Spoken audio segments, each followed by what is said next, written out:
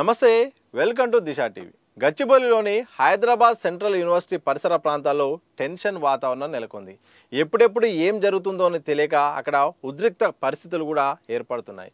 ఎందుకంటే ప్రధానంగా 400 ఎకరాలకు సంబంధించిన భూమి విషయంలో మాత్రం వివాదంగా మారిపోయింది. అది మాదేనని ప్రభుత్వం ప్రకటన చేయగా ఆ ప్రకటన చేసిన కొద్ది గంటల్లోనే కాదు ఇది మాదేనని కూడా ఆ యొక్క హెచ్సియు యూనివర్సిటీ అయితే దానికి సంబంధించిన రిజిస్ట్రార్ కూడా ప్రకటన విడుదల చేశారు. ఈ నేపథ్యంలో వరుసగా అరెస్టులు కొనసాగుతున్నాయి, నిరసనలు కొనసాగుతున్నాయి, రాజకీయ పార్టీల ప్రవేశం కూడా ఏర్పడింది. మొత్తం ఇక ఈ యొక్క హెచ్సియు సంబంధించిన భూముల విషయం కూడా పొలిటికలైజ్ అయిపోయింది. రాజకీయ ప్రకంపనలు కూడా ఈ యొక్క అంశం కూడా తిరిగింది. ఇది రాష్ట్ర స్థాయి నుండి కేంద్ర స్థాయి వరకు కూడా చేరుకుంది. ప్రధానంగా ప్రభుత్వ వర్షం కనుక చూస్తే మాత్రం ఈ భూమి ప్రభుత్వం అనేది ఇది రెవెన్యూ శాఖ రికార్డు చేసింది, సర్వే కూడా నిర్వహించింది. గతంలో ఉమ్మడి ఆంధ్రప్రదేశ్ ఉన్నప్పుడు 2003లో మాత్రం ఐఎంజీ అనే సంస్థకు కట్టబెట్టగా ఆ తర్వాత కాంగ్రెస్ సర్కార్ మారడంతో ఆ యొక్క కాంట్రాక్టును వెనుక తీసుకుంది. ఇక అప్పటి నుండి అది కోర్టుకు వెళ్ళిపోయింది. హైకోర్టు నుండి సుప్రీంకోర్టుకు వెళ్ళిపోవడం, ఇక సుప్రీంకోర్టులో వాదనలు జరిగిపోయిన తర్వాత తాజాగా సుప్రీంకోర్టు మాత్రం ఇది తెలంగాణ ప్రభుత్వానికి చెందినదే, ఆ సంస్థకు దీనికి సంబంధం లేదు, ఇక పూర్తి అధికారాలు రాష్ట్రానికే ఉన్నాయని కూడా సుప్రీంకోర్టు తీర్పు వచ్చింది. ఈ నేపథ్యంలో తెలంగాణ ప్రభుత్వం రెవెన్యూ శాఖ కూడా మ్యాపింగ్ కూడా చేసి ఆ రికార్డు చేసిన తర్వాత కూడా ఇక సర్వే అనంతరం ఆ భూమిని ఈ తెలంగాణ సంబంధించిన పరిశ్రమల కార్పొరేషన్కి అయితే కట్టబెట్టింది. ఇక ఈ కట్టబెట్టిన దగ్గర నుండి కూడా హెచ్సియులో ఇక నిరసనలు ప్రారంభమయ్యాయి. విద్యార్థి సంఘాలు కూడా పెద్ద ఎత్తున కూడా ఆందోళనలు కూడా చేపడుతున్నారు. తాజాగా ఏదైతే ఈ టీజీఐఐసి సంస్థ అయితే అక్కడ జేసీబీలు పంపి ఆ యొక్క భూమిని సర్వే చేయించి అలాగే చదును చేయించే కార్యక్రమంలో భాగంగా ఇటు విద్యార్థులకు తోపులాట జరిగింది. పోలీసులు కూడా అరెస్ట్ చేశారు. పెద్ద ఎత్తున ప్రతిపక్షాలు కూడా ఈ అంశాన్ని కూడా లేవనెత్తుతున్నాయి. ఇక విమర్శలు కూడా ప్రభుత్వంపై చేస్తున్నాయి. ఇక ప్రభుత్వ వర్షన్ కనుక చూస్తే మేము ఇది రెవెన్యూ శాఖ పరిధిలోనిది, దీనిని అభివృద్ధి కోసం మాత్రం అక్కడ పరిశ్రమల శాఖకు అయితే అప్పచెప్తున్నాము. అక్కడ పరిశ్రమలు ఎలాంటి ఎకోసిస్టమ్ దెబ్బతీయకుండా రాష్ట్ర అభివృద్ధి కోసం ఉపయోగించుకుంటున్నాము. హెచ్సియుకు ఎలాంటి సంబంధం లేదు, ఇది మా భూమి అని ప్రభుత్వం అంటుంది.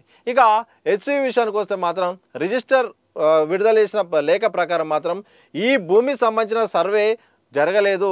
2024లో మాకు మెయిల్ వచ్చింది మాత్రం వాస్తవమే, కానీ అదొక ప్రాథమిక నివేదిక కోసమే వాళ్ళు వచ్చారు. ఆ మెయిల్ కూడా వచ్చింది. ఆ ప్రాథమికంగా సర్వే జరిగింది తప్ప అది పూర్తి స్థాయిలో సర్వే జరగలేదు. దాన్నే సర్వే అని చెప్పి భూముల్ని లాక్కునే ప్రయత్నం చేస్తున్నారు. ఇది ముమ్మాటికి సరైన విధానం కాదు.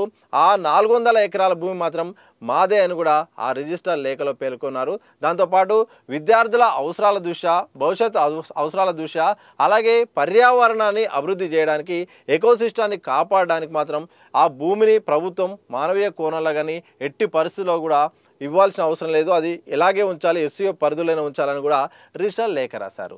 ఇక మూడో వర్షన్ కనుక చూస్తే మాత్రం పర్యావరణవేత్తలు బయటకు వచ్చారు. ఎకోసిస్టాన్ని దెబ్బతీయొద్దు, ఇప్పటికే హైదరాబాద్ కాంక్రీట్ జనరల్గా మారింది, మొత్తం కాంక్రీట్గా మారిపోయింది. ఎక్కడ ఉన్న చెట్లను కూడా అభివృద్ధి పేరుతో కూడా చెట్లు తీసేస్తున్నారు, బిల్డింగులు వస్తున్నాయి, ఆ స్థానంలో మొత్తం పోతున్నాయి, భూములన్నీ కూడా మొత్తం కాంక్రీట్ జంగిల్గా మారిపోతుంది. భవిష్యత్తులో చాలా ఇబ్బందికరమైన పరిస్థితులు వస్తాయి. హైదరాబాద్ సిటీ శివారులో అంత దగ్గరలో కూడా ఇంత పర్యావరణ భూమి ఉండడం, అక్కడ జింకలు అలాగే నెమలు కూడా ఉండడం కూడా ఒక గొప్ప విషయము. ఇలాంటి సందర్భాల్లో ప్రభుత్వాలు ఎకోసిస్టాన్ని కాపాడాలి. పర్యావరణాన్ని కాపాడితే భవిష్యత్తులో ఎంతో ఉపయోగం ఉంటుంది.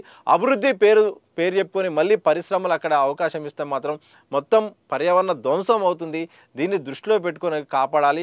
అక్కడ చక్కని వాతావరణం ఉంది, అద్భుతమైన 100 చెట్లు ఉన్నాయి, దాంతోపాటు అక్కడ చెరువులు కూడా ఉన్నాయి. వాటిని ధ్వంసం చేస్తే ప్రకృతి మరో రకంగా ప్రమాదం అవుతుంది. దీన్ని కాపాడి ప్రభుత్వం మానవీయ కోణంలో దీన్ని కాపాడాలి. యూనివర్సిటీ పేరు మీదనే ఉంచాలి, లేకుంటే ఎట్టి పరిస్థితుల్లో దీన్ని వేలం వేసే ప్రయత్నం చేయొద్దు. పరిశ్రమలు కానీ ఇతర కార్యక్రమాలకు దీన్ని ఉపయోగించుకోవద్దని కూడా పర్యావరణవేత్తల నుండి పెద్ద ఎత్తున కూడా విజ్ఞప్తులు కూడా వస్తున్నాయి. ఇలా 3 అంశాల చుట్టూ కూడా హెచ్సియు భూమికి సంబంధించిన వ్యవహారం కూడా తిరుగుతుంది. ఈ యొక్క ప్రధానంగా కంచి గచ్చిబౌలి సంబంధించిన సర్వే నెంబర్ 25లో 400 ఎకరాలైతే మావే అని ప్రభుత్వం అంటుంది. కాదు ఇది మాదే అని హెచ్సియు అంటుంది. ఇది ప్రభుత్వ పరిధిలో అందరికీ భూమి ఉంటుంది. ప్రతి ఒక్క యూనివర్సిటీ పేరు మీద అన్నీ కూడా భూములు ఉండవు. కొన్ని సంస్థల పేరు మీద కూడా భూములు ఉండవు. అట్లంటే రాష్ట్ర వ్యాప్తంగా ప్రభుత్వ కార్యాలయాలు కానీ ప్రభుత్వ సంబంధించిన ఆస్తులని కూడా తెలంగాణ ప్రభుత్వం పేరు మీద లేవు, ఆయా సంస్థల పేరు మీద లేవు. మరి అది ఎవరికి చెందుతుంది?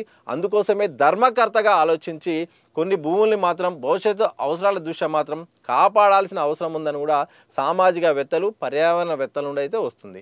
ఇలా 3 అంశాల చుట్టూ మాత్రం హెచ్సియు సంబంధించిన పరిసర ప్రాంతాల్లోని 400 ఎకరాల భూమి అయితే తిరుగుతూ ఉంది. ఈ నేపథ్యంలో మరి ప్రభుత్వం ఎలా ముందుకెళ్తుందో చూడాలి.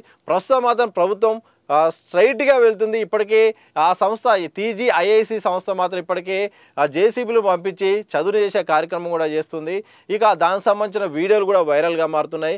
ఈ నేపథ్యంలో ఇటు బీఆర్ఎస్, బీజేపీ కూడా రంగప్రవేశం చేసింది, అక్కడ వెళ్ళే ప్రయత్నం చేసింది.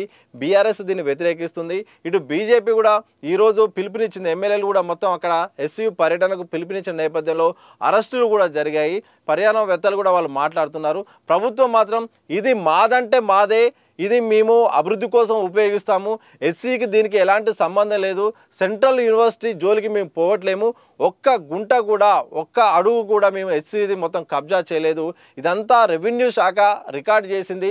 సర్వే ప్రకారం మాత్రం రెవెన్యూ శాఖ పరిధిలోని 400 ఎకరాల భూమి, అందుకోసం మేము అభివృద్ధి కోసం మాత్రం TGIICకి 400 ఎకరాలు కట్టబెట్టామని ప్రభుత్వం అంటుంది. ఇక యూనివర్సిటీ అప్పట్లో కొన్ని సాంకేతిక కారణాల వల్ల కోర్టులో ఉండడం వల్ల పూర్తి స్థాయి సర్వే చేయలేదు.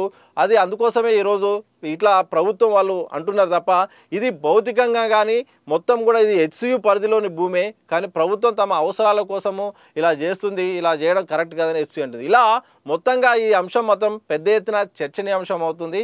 ఇక మరి ఈ విషయంలో ప్రభుత్వం ఎట్లా ముందుకెళ్తుంది? వివాదం జరుగుతుంది, విమర్శలు వస్తున్నాయి. మరి 400 ఎకరాల భూమి మార్కెట్ వాల్యూ ప్రకారం మాత్రం ఎకరానికి 50 కోట్ల వరకు ఉన్నది. ఇప్పుడున్న పరిస్థితిలో ఆర్థికంగా సర్కారు అప్పుల్లో ఉంది. దీన్ని ఇచ్చిన హామీలు నెరవేర్చాలన్నా మిగతా కార్యక్రమాలు చేయాలన్నా మాత్రం డబ్బులు అవసరము. ఈ ఎవరు అప్పిచ్చే పరిస్థితి లేదని ఇప్పటికే సీఎం రేవంత్ రెడ్డి అన్న నేపథ్యంలో ఈ యొక్క భూముల్ని అమ్మి తద్వారా వచ్చిన ఆదాయాన్ని ప్రభుత్వ వనరులను ఆ అవసరాల కోసం, ఏదైతే నిధుల కోసము, అభివృద్ధి కార్యక్రమాల కోసం, పథకాల అమలు కోసం ఉపయోగిస్తారని కూడా ప్రభుత్వం అంచనా వేసుకున్నట్టు తెలుస్తుంది. ఆ నేపథ్యంలో భూములు అమ్మడమే శరణ్యమని సర్కారు భావిస్తుంది.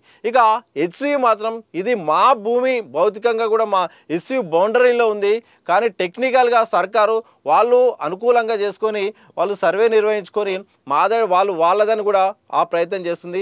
ముమ్మాటికి హెచ్సియు ఇదే, మేము ఎంత దూరమైనా వెళ్తామని కూడా హెచ్సియు అంటుంది. ఇలా ఇద్దరి మధ్య సర్కారు వర్సెస్ హెచ్సియు మధ్య జరుగుతున్న ఈ కోట్లాట ఎక్కడి వరకు వెళ్తుంది? ఈ భూముల విషయంలో రాజీ ఎవరు పడతారు? సర్కారు అలాగే ముందుకెళ్తుందా? ముందుకెళ్ళిన కోణంలో కోర్టు నుండి వచ్చే కేసులను ఎలా ముందుకెళ్తుంది? రాజకీయంగా ప్రభుత్వానికి ఇది ఇబ్బంది కాబోతుందా? విద్యార్థులు ఆగ్రహంగా ఉన్న నేపథ్యంలో విద్యార్థులపై వరుసగా కేసులు అలాగే అరెస్టులు, దాడులు అవుతున్న నేపథ్యంలో సర్కార్ తీరు ఎలా ఉండబోతుంది? అలాగే హెచ్సియు ఎలా ముందుకెళ్ళబోతుంది? పర్యావరణవేత్తలు కోర్టుకు వెళ్ళి కానీ లేకపోతే ఉద్యమాల ద్వారా ఇంకా ముందుకెళ్తుందా? లేకపోతే మరి ఓ ప్రకటనల వరకే పరిమితం అవుతుందా? ఇలాంటి చాలా అంశాలు ఉన్నాయి. మొత్తానికి మాత్రం కంచి గచ్చిబౌలి సంబంధించిన సర్వే నెంబర్ 25 పై ఉన్న 400 ఎకరాల పైన మాత్రం మొత్తం వివాదం జరుగుతుంది.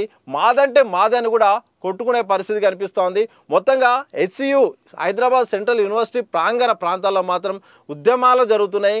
అక్కడ ఉద్రిక్తత వాతావరణం నెలకొంది, టెన్షన్ వాతావరణం నెలకొంది. చూడాలి మరి ఈ భూముల వివాదం ఎక్కడి వరకు దారితీస్తుంది, ఎటువైపు మలుతుందో, రాజకీయంగా ప్రకంపనలు సృష్టిస్తున్న వేళ ఎవరికి అనుకూలంగా ఉంటుందో, ఎటు ముందు వెళ్తుందో చూడాలంటే మాత్రం మరికొద్ది రోజులు ఈ అంశంపై ప్రభుత్వ నిర్ణయం పట్ల, జరుగుతున్న పరిణామాలను బట్టి, జరిగే ప్రక్రియను బట్టి చూస్తే మాత్రం అర్థమయ్యే అవకాశం కనిపిస్తూ ఉంది.